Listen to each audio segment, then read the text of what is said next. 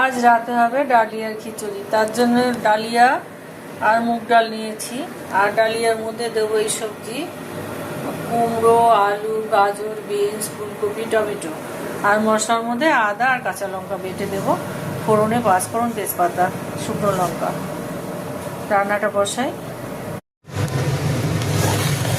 ডাল আর ডালিয়াটাকে ধুয়ে নিয়েছি, সবজিগুলো ধুয়ে রেডি করে নিয়েছি, মশলাটা রেডি করে নিয়েছি। এর মধ্যে তো বলেছি আদা কাঁচা লঙ্কা বেটে দিয়েছি, আর গুঁড়ো মশলা ধনে জিরে শুকনো লঙ্কা, একটা টমেটো, আর একটু লঙ্কার গুঁড়ো, পরিমাণ মতো লবণ। আর ফোড়নে দেবো একটা শুকনো লঙ্কা, একটু তেজপাতা আর পাঁচফোড়ন। কড়া বসিয়ে দিয়েছি, এবার ফোড়নটা দিয়ে দিই।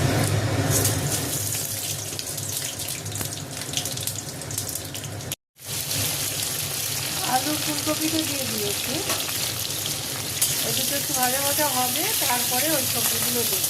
তারপরে ডালিয়া দিয়ে পরে মশলাটা দেবো। ফুলকপি আলুটা একটু ভাজা ভাজা হয়ে গেছে, এবং এই সবজিগুলো সব দিয়ে দেবো।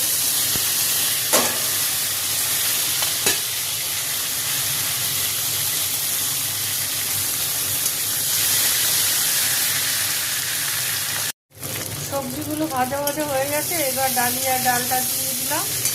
এইটা একটু নাড়াচাড়া করে তারপরে মশলাটা দেবো।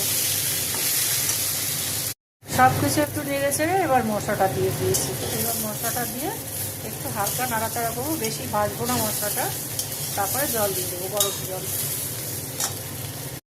আজ রাতে ডিনারের জন্য ডালিয়ার খিচুড়ি বানালাম। আমার খিচুড়ি রেডি, এখন ঢাকা দিয়ে রেখে দেবো, পরে সার্ভ করবো।